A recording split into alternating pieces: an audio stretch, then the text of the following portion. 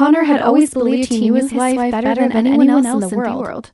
7 years of marriage had built between them a comfortable, even predictable routine, but he liked that. He liked waking up next to Bethany, drinking coffee while she read the news on her tablet, coming home to find her cooking dinner or watching a TV show. At 33, Connor had established a stable career as an architect and felt he'd found the perfect partner to share his life with. Bethany, 31, worked part-time as a freelance graphic designer, which gave her flexible hours, and as she always said, time to better care for the house and herself. Connor never questioned that freedom. Trust was the foundation of everything. Trust was the foundation of everything. Or at least that's what he kept telling himself. That Tuesday in October, Connor was driving through the Oak Ridge neighborhood. Connor was residential area about 20 minutes from where they lived. A quiet residential area. Scheduled a meeting with a potential client who wanted to renovate an old Victorian house. Potential client who wanted to renovate an old Victorian house. And Connor was excited about the golden autumn light that made Portland even more beautiful. The afternoon was clear with that golden autumn light. He turned onto Maple Street looking for the client's address when something caught his eye across the street. A woman was stepping out of a 2-story house painted pale blue. She adjusted her black coat around her body, glancing around with quick, almost furtive indifference. Connor's entire body froze even before he could blink. It was Bethany. His heart immediately raced, not with excitement, but with something like darker. What was she doing there? That house didn't belong to any friend or relative he knew. Bethany had never mentioned anything about Oak Ridge. She was supposed to be at home working on a design project with a tight deadline. At least that's what she'd said over breakfast. Connor parked his car a few meters ahead and watched through his rearview mirror as Bethany got into her own vehicle, a silver Honda Civic, and quickly drove off in the opposite direction. For a moment, he considered following her. But something stronger pulled him in another direction. He needed to know where she'd just come from. Connor got out of the car and walked over to the pale blue house. It was well kept with a small front garden and a wooden porch. Nothing particularly strange about it. He climbed the 3 steps to the front door and rang the bell, his stomach churning. He didn't know what he expected to find, but it certainly wasn't the face that appeared when the door opened. Josh Brennan, Bethy's ex-fiancé. Connor knew Josh only from old photos and the occasional stories Bethany told about her past relationship. They'd been engaged nearly a decade ago before Bethany met Connor. The engagement had ended abruptly, and Bethany had always been vague about the details, saying only that they realized that they weren't compatible. Connor had never pressed her. Everyone had a past. But now standing face to face with this tall man with brown hair and confused eyes, Connor felt something different. Anger, betrayal, humiliation. Josh opened his mouth to speak, but Connor tried to speak too, and nothing came out. Shock overpowered rage. He simply raised his hand, unable to form any words, turned and walked back down the steps. He closed his car door with controlled force and drove home on autopilot, his mind buzzing with 1,000 thoughts at once. What exactly had Bethany been doing there? How long had this been going on? How could he have been so blind? When Connor walked into the house, Bethany was in the living room sitting on the couch with her phone in her hand. She looked up at them and Connor knew right away. Her eyes were red, her hands trembling slightly. Josh must have called her? Of course, he had. Connor shut the door behind him and just stood there waiting. Bethany stood up, letting her phone fall onto the couch. Connor, her voice broke. Tears started streaming down her face. I can explain, can you? Connor's voice came out colder than he'd expected. Because I'd really like to hear the explanation for why you were leaving your ex-fiancé's house in the middle of afternoon. Bethany sobbed, bringing her hands to her face. I'm so sorry, so sorry, Connor. I didn't want it to happen like this. I was trying to tone things with him. I swear, endings. The word burned in Connor's throat. So how long has this been going on, Bethany? Weeks, months, 3 months, she whispered, barely able to look at him. It started in July. We ran into each other at a coffee shop, and Hess said he'd moved back to Portland. It was innocent at first. I swear it was. But then you thought you could hide this from me forever. Connor's voice was colder than a single quotes didn't ended. 7 years. Bethany. 7 years together. And you throw it all away for an ex who wasn't even important for you to move forward with back then. Bethany shook her head, tears falling faster. It wasn't like that. I was confused. Josh reminded me of who I used to be before all the responsibilities before I started feeling trapped. Trapped? Connor took a step forward, fists clenched at these sides. I trapped you? Me? The one? Who always gave you the freedom to work from home, to set your own hours, to do whatever you wanted. It's not about you, Connor. Bethany shouted back, frustrated. It's about me. About how I feel. You never understand. Connor took a deep breath, trying to regain control. Every word Bethany said felt like a blade cutting something inside him that would never fully heal. He looked around the living room. The house they'd chosen together, the furniture they'd bought piece by piece. The photos on the wall showing smiles that now seemed fake. Everything felt tainted.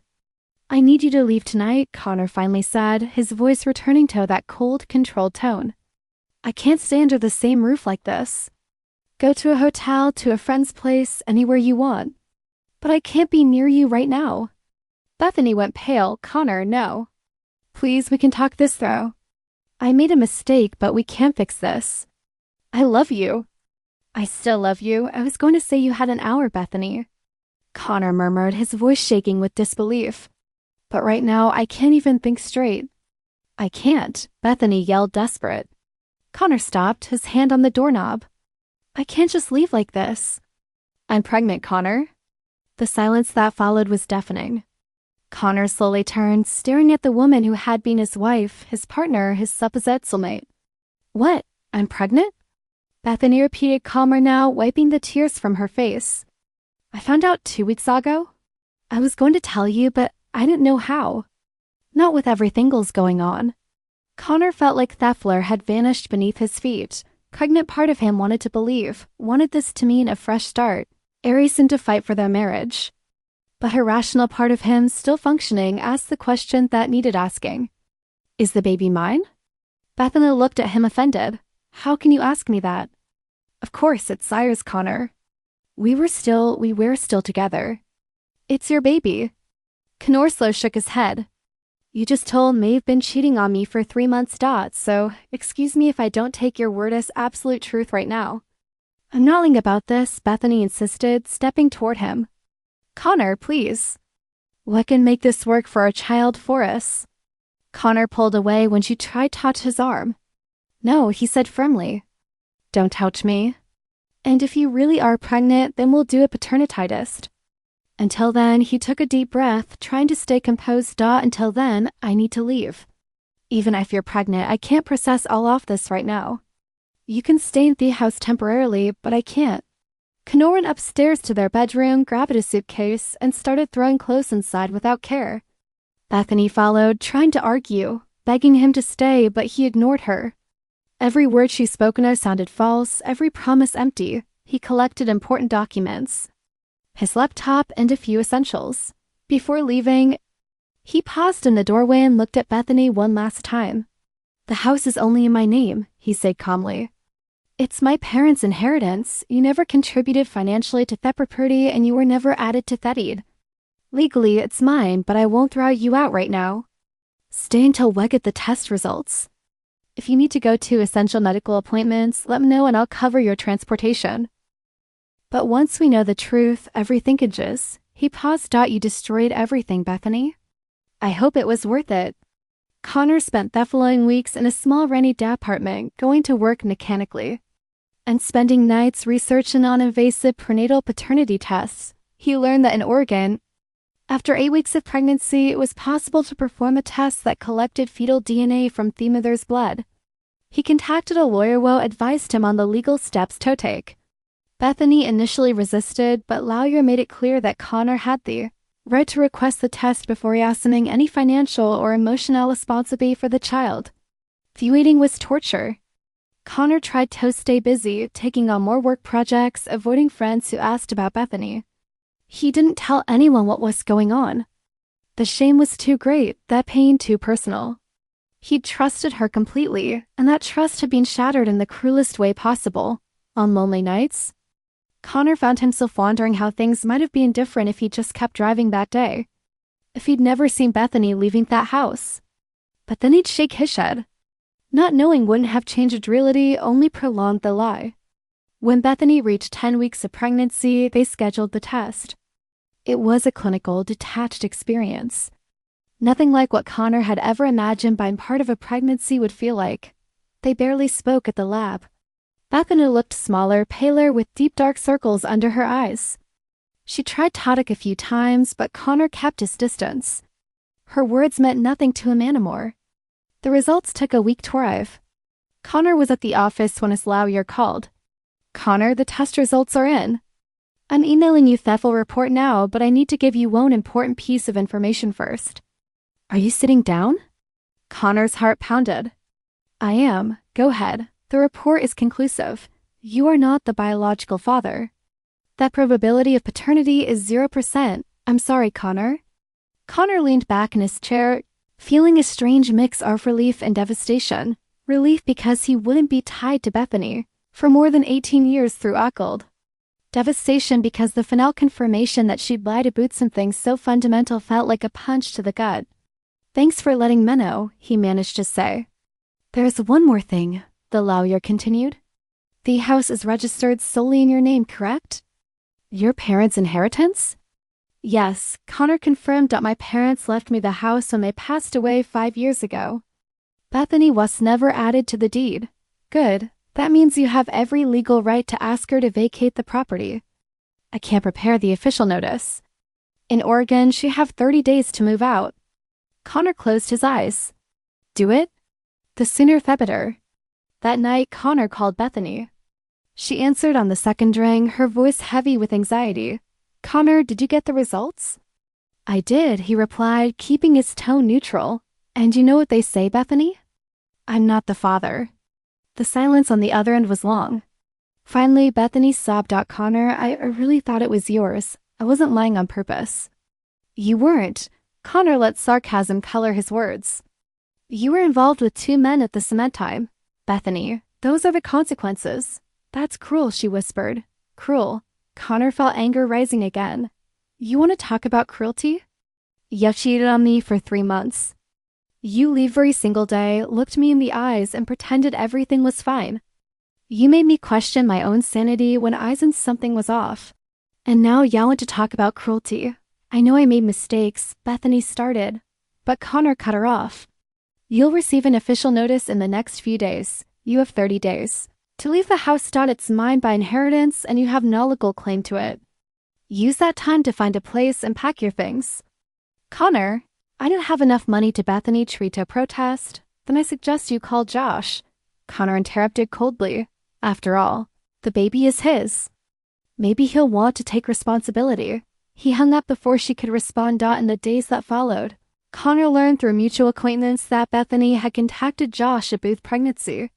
His reaction was exactly what Connor had expected and secretly hoped to hear. Josh panicked. According to what Connor heard, Josh initially denied any responsibility, claiming Bethany couldn't prove anything. Winch mentioned the paternity test and the possibility of legal action for child support. Josh simply disappeared. Literally, he abandoned his job, the month-to-month rental house in Oak Ridge with no long-term lease commitment, and moved to Nevada without forwarding his address. Bethany tried to track him down, but Josh had cut all ties.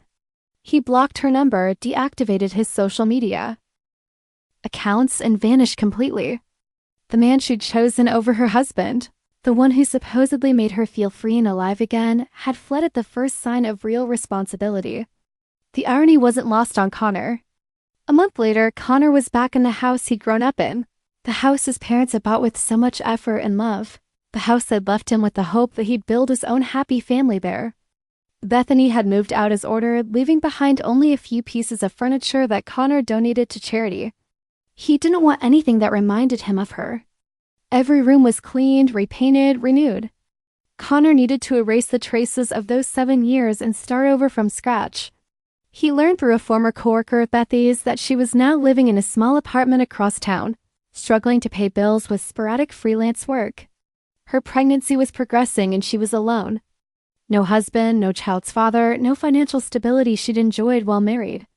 Some mutual friends had taken sides, but most simply distanced themselves, not wanting to get caught up in the drama. Bethany had lost not just Connor, but the support network she'd built over the years. Connor felt no pity. He knew he should. He knew part of him ought to worry about the innocent child on the way, but he couldn't. Yes, the child was innocent, but it had been conceived amid a lie he'd never asked to be part of. He understood the child bore no blame. But he also knew it wasn't his responsibility to care for a life born from a deception he never chose to join. Whatever happened from here on out would be the direct consequence of choices Bethany and Josh had made. 6 months after that afternoon in Oakridge, Connor was slowly rebuilding his life. The divorce proceedings were underway and would soon be finalized. Bethany had no grounds to contest it. She'd admitted to the affair. The paternity test proved the child wasn't his, and she had no claim to the house. Legally, it was a straightforward case, even if it remained devastating to the heart. Connor started going out more, accepting invitations from friends he'd ignored during those dark months. He wasn't ready for a new relationship and knew it would take time to trust again. But he was alive. He was breathing. He was moving forward one step at a time. One Sunday morning, Connor was at the local grocery store buying groceries when he saw her. Bethany was in the baby products aisle, her belly now quite prominent, looking at diaper prices with a tired, defeated expression. She wore simple clothes, no makeup, her hair pulled back in a messy bun, a completely different version of the woman Connor had once known. Bethany looked up just then, and their eyes met. For a second, Connor thought about turning away, leaving quickly before she could say anything. But he didn't. Instead, he held her gaze, saw the regret and shame reflected in those eyes he'd once thought he knew so well. Then, calmly, Connor acknowledged her with a brief nod, a gesture that said, "I see your pain, but it no longer belongs to me," and kept walking. He didn't look back. There was no reason to. Bethany was the past now, a painful lesson about trust and choices. Connor had his house back, his dignity back, and most importantly, the truth. The lie had been exposed, and he was free of it. The price had been high. 7 years of his life invested in something that turned out to be false. But Connor was determined not to let it define his future. He was stronger than he'd imagined, more resilient than he'd hoped. As he loaded his groceries into the car, Connor looked up at Portland's clear sky and took a deep breath. The pain was still there, probably always would be on some level. But it no longer controlled him. He'd faced betrayal, demanded the truth, and reclaimed what was rightfully his. Bethany would have to live with the consequences of her actions, just as Josh was clearly running from his. But Connor was finally free to rebuild, free to breathe without the weight of lies choking every moment. And that he realized was more than he'd ever thought possible on that devastating October afternoon. Life collects debts, Connor thought as he drove back home. Not always quickly, not always in the way we expect, but eventually the choices we make catch up with us. Bethany and Josh were learning that now, each in their own way. And Connor was learning that sometimes the greatest revenge isn't doing anything at all, but simply moving on and letting people deal with the ruins they created themselves. He pulled into the driveway, looked at the familiar facade of the house, and smiled. A small but genuine smile. It was a beginning. And for now, that was enough. Thank you for watching the video. If you enjoyed it, don't forget to subscribe to the channel and turn on notifications so you won't miss any updates. See you next time.